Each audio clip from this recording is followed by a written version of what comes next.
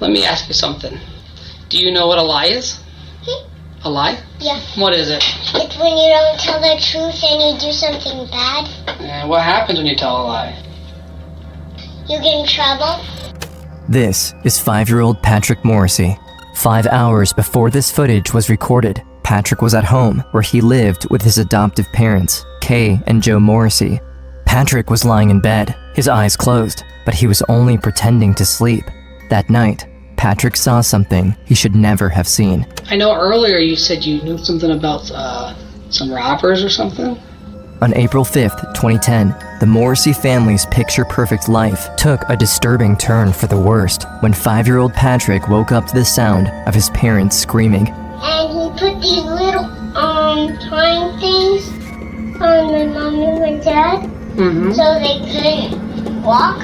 Patrick witnessed the nightmare that will be known as the worst case of home invasion the state of Florida has ever seen. And at only 5 years old, he will become the only person who could save his mom and put an end to the killer's reign of terror. Wow, you're like a hero. My mom said. Plantation, Florida, April 5th, 2010. A horrible crime shatters the middle-upper-class neighborhood just outside of Fort Lauderdale. The address? 601 Northwest on 75th Terrace. The Morrissey residence. It's 10 p.m. Joe Morrissey dozed off in front of the TV. His wife Kay is still awake, working in her craft room. Their 5-year-old son Patrick is sleeping in the master bedroom. Something is about to wake him up.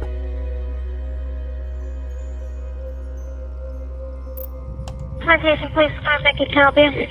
Requesting a dispatch on a residential fire alarm. The resident's last name? Morrissey, M-O-R. 2 hours later, a little past midnight, Kay's daughter Christina, who lives 10 minutes away, wakes up to her cell phone ringing, unusual for the late hour. I was about to not answer it, and something told me to pick up the phone. On the other end is her mother, but she can barely hear her with all the sirens and chaos. She was just like, "You have to come here, you have to get here right now." As she arrives, the road is blocked off. Christina jumps out of the car and runs down the street, pushing the officers out of the way just to get to her mother. I saw her standing in the middle of the road in her pajamas, completely covered in blood, and I just remember thinking how small she looked and how helpless she looked. Kay is in shock, confused. She cries out the words, "He's gone, he's gone." But Christina has no idea who she means. I thought she was talking about the people who had gotten to the house, and I said, "It's okay, they'll find them," and she goes, No, Joe is gone, they killed him."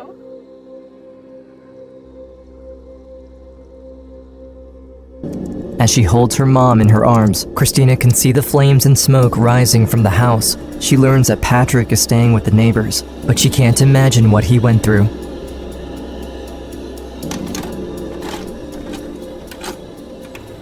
You've been married for how long? 13 years. I'm gonna be 14 this year. While Kay Morrissey is being interrogated, her son Patrick is sitting alone in the next room, waiting for someone to come ask him questions. It might be just easier to start with what happened from the beginning last night. I was in my craft room and the TV was on and I heard a noise like something fall down. I look up, I saw him. As the interrogation progresses, Kay Morrissey's credibility is challenged. The only other eyewitness is brought in for questioning, 5-year-old Patrick. Investigators hope he can prove if his mom is telling the truth.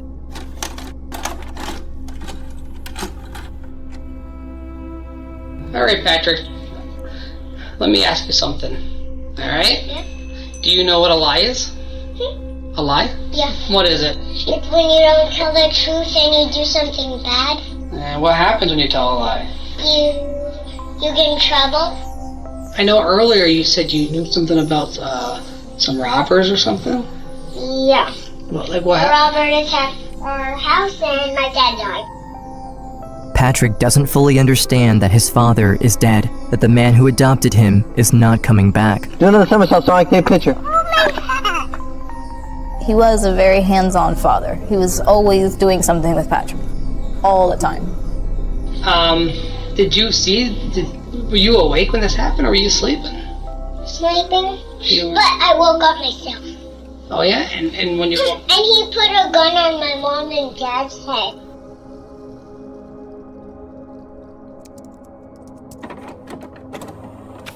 April 6th, less than 24 hours after the crime, Randy Tundidor, a 43-year-old father of 2 boys, is sitting at home watching TV when someone knocks at the door.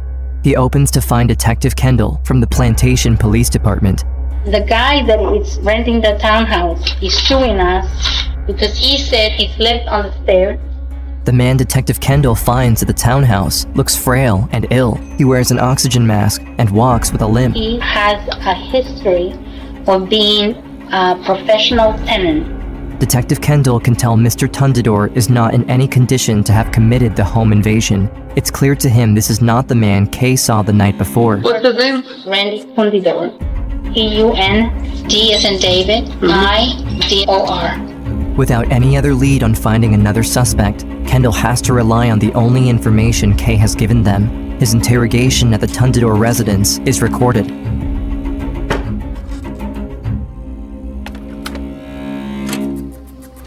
Have you ever had any dealings with Mr. Morrissey other than being a tenant? Yeah, well, right now I'm suing him because I fell down the stairs in the house because of lack of repairs. He stopped talking to me because of the lawsuit. When I met him, he seemed like a gentleman. What time did you come home last night? I was home most of the night. Did you call anybody? Actually, my son called me. He needed money, but I won't help him. Which son? Randy Jr. First off, he's wanted by the law. Secondly, he's a crack addict. When police learn Randy Tundidor Jr. also has an outstanding warrant for parole violation, they ask his father where they can find him. Okay, Randy. I'm gonna read you your rights. Alright, where's the camera, the recorder, where is that? It's being recorded. Okay. Randy Jr. seemed composed, very interested to know what information I had about the case. Very, very willing to talk to me. I don't have no connection with this murder. I don't know who did it. I want to clear my name because I did not commit this murder. The interview goes on for hours, but Detective Kendall is unable to tell if Randy is guilty or not. When Kendall tells him how they linked him to the crime, he doesn't seem surprised of what his father told them. I did call my dad. You know, he's been a good father. Like, he tries to direct me the right way and I go the wrong way, you know? He's really a good man. He's a very hard worker. He's a stand-up guy. And he would never do nothing like this. Honestly, I think you may be involved in it. Okay. That's why we've gotta clear the air. And I understand. You know what I mean? Well, then we definitely gotta clear that. Yeah. The person of interest in the case of the professor killed is still in police custody tonight. Tundidor's father had little to say outside his shop. He's my son. I love him to death, and I'm going to support him to the end. The investigation is heading into a dead end. Police are unable to put Randy Tundidor Jr. at the crime scene. And what's worse is that according to Kay Morrissey, there was also a second person there that night. It was like a two-way radio, and he would talk back to it. And were there people talking to him on it? He didn't let them. He said, just listen to me, don't talk to me. Police have only one suspect and no motive. And the more time passes, the more the chances of finding out what happened decreases. Without any further evidence, Joe Morrissey's murder would remain unsolved. April 14th, the funeral is held on a Wednesday morning at the St. Gregory Great Catholic Church. My mom, she did not want his memory to be attached to that night. So that was why she insisted on it being a closed casket. I did not want Patrick to see his dad in that condition at all. Patrick had a very difficult time understanding. He thought that he would look at an airplane and says, my dad is on that airplane, he's coming home. That was very hard for me. Literally, my heart was just in pieces. As the days pass, Patrick begins to notice that his dad isn't around anymore. Already at 5 years old, he begins to show signs of PTSD, but no one knows exactly what it is he saw.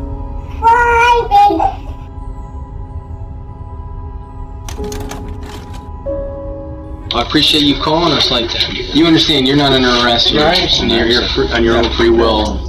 Detective Kendall gets a phone call no one could have predicted. Randy Tundidor Sr.'s second son, Sean, comes in with a shocking revelation. You called us, you said that you know your brother, you know he's a lot of things, but you know he's not capable of murder.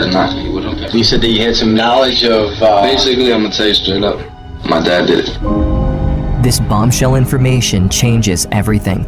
Sean now has the detective's full attention. That morning, Randy, my brother, turned on the news, and First thing when I turn on, murder and plantation, early this morning, women, whatever.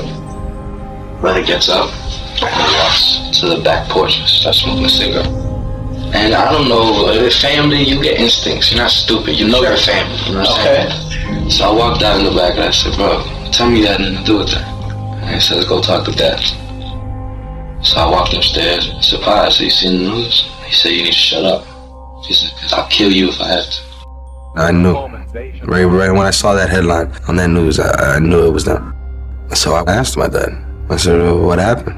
And his words were, a dead man can't evict me. He's been a good father. Like he's really a good man. He's a very hard worker. He's a stand-up guy. And he would never do nothing like this. He's gonna do anything and everything he has to do to make sure my father doesn't get to jail because he loves him. Sean, Randy Jr.'s younger brother, comes forward against his father. What he doesn't know is that his older brother Randy is in the next room, about to confess the same crimes. How many of you said been alive? Your dad's they're crying. Why is my dad crying? Because of what you did. Come on, dude. I feel bad for your dad. Seriously, what happened? Dude, tell me. You'll feel so much better if you tell me. I didn't kill nobody, man. Is Randy Jr. just taking the fall to protect his father? Would his father do the same? He's my son. I love him to death, and I'm going to support him to the end. I wanted the truth to come out, and I wanted him to pay for it. My father used to beat us bad.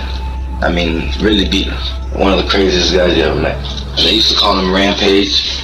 I used to call him Scarface because he had a big ass scar on his face. He says they caught him, not me. He said, you fix this or I will. Come on, it's common sense, boss. You know what I'm saying? Like, my son's already caught, so I won't go to jail. Let me just throw everything on him. Nah, you can't let that happen either. I told him I could prove it. And they told me how, and I told them, give me a wire. What if I can get my father on tape stating that he killed the guy? Give me 2 hours with him. I'll find anything you want. Detectives agree to give Sean a recording device hidden inside a car key. That same night, Sean confronts his father at home. With one hand in his pocket, he activates the device and begins to question his dad. He knows the man has already murdered someone, and he remembers the threat he made him. He said, you need to shut up. He said, because I'll kill you if I have to. I mean, I was scared, but I wanted my dad to pay for what he did to his family. For 2 stressful hours, Sean probes his father, pretending to be concerned for both his well-being as well as his brother's. The next morning, he returns the device to the police station, convinced he was able to get enough evidence to convict his father. But what he doesn't know is, did the device record it all?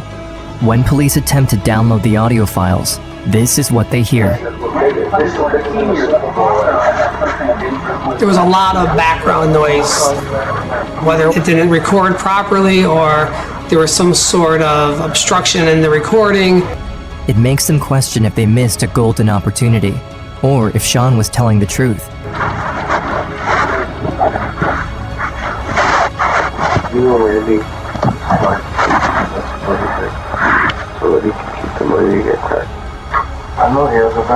Finally, the audio reveals the conversation Sean had with his father. Police are about to discover the real mastermind behind the murder. On the night of April 5th, 2010, Randy Tundador Sr. went to his eldest son, Randy Jr., a young man desperate to make his father proud, and he manipulated him to break into Joe Morrissey's house. My dad pulls out 100 worth of crack, and he tells him to smoke it. When it was done, he told my brother he has a customer's house they can go rob and get cash and buy all the crack he wants. Now, you're not asking my brother that, you're asking a crackhead that now.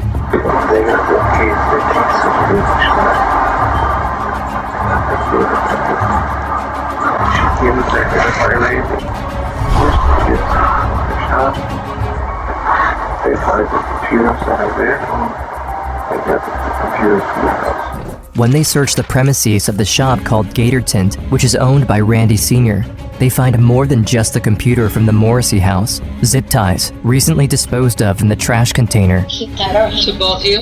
to me and my husband. An empty box of hunting knives, 2-way radios like the ones the killer used. And his little thing that he could talk that kept beeping, and he would talk back to it. And foreign currency bills left in a bucket, the same that was declared stolen at the Morrissey residence. And then he was saying, "Where's the wallet? I want the wallet."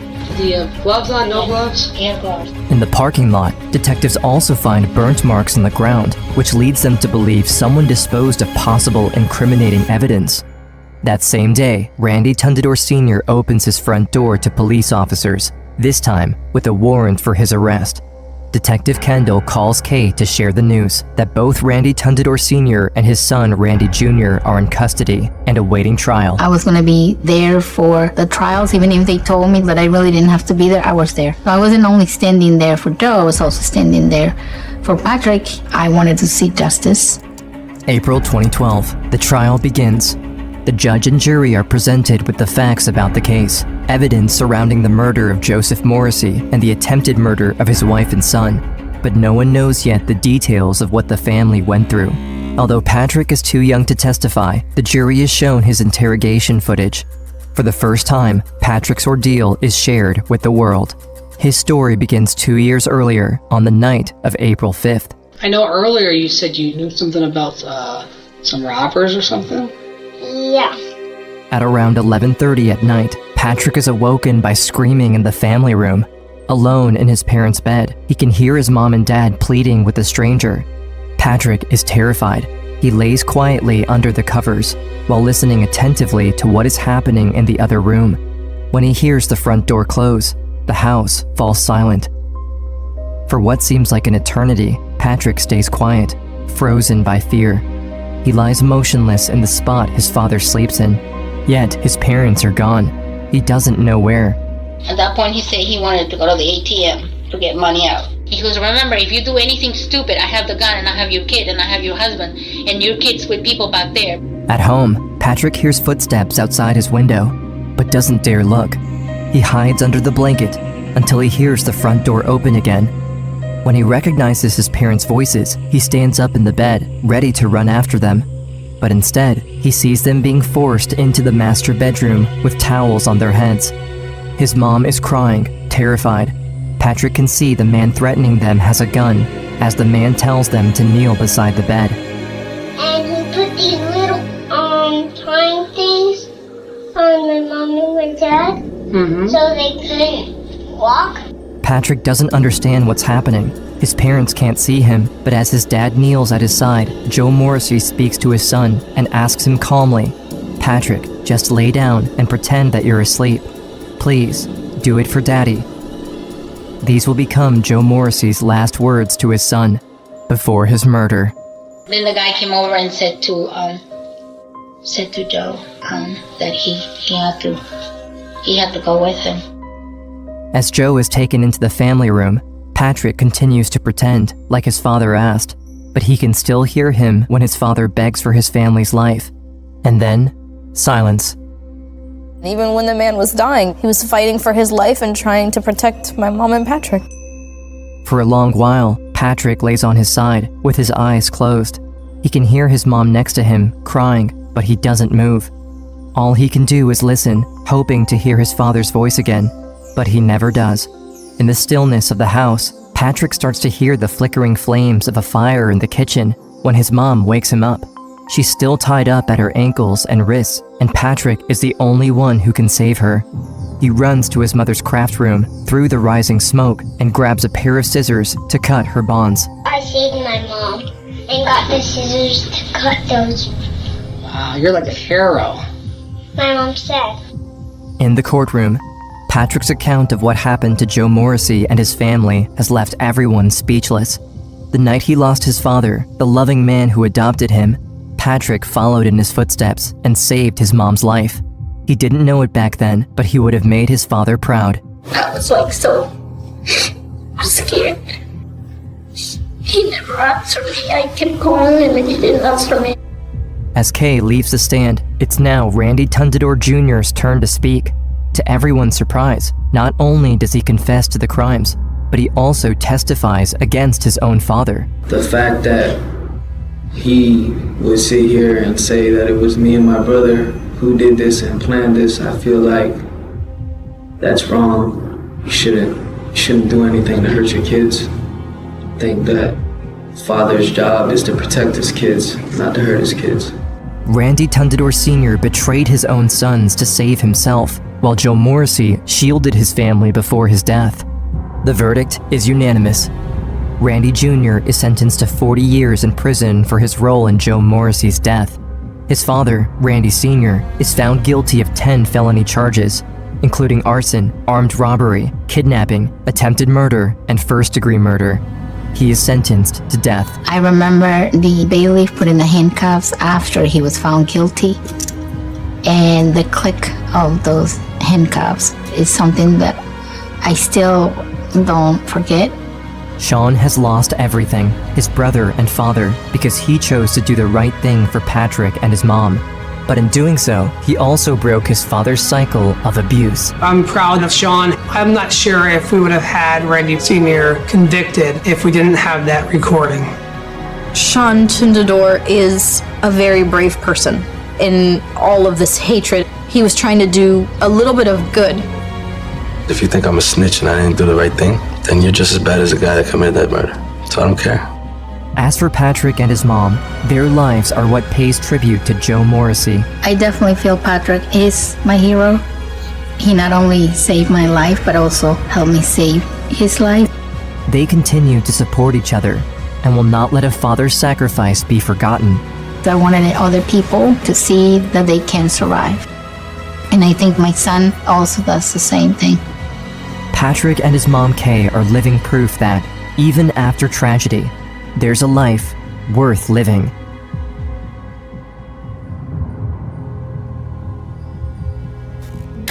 This is not a normal Christmas morning. Don't pay attention to the decorations on the tree or the presents all over the floor.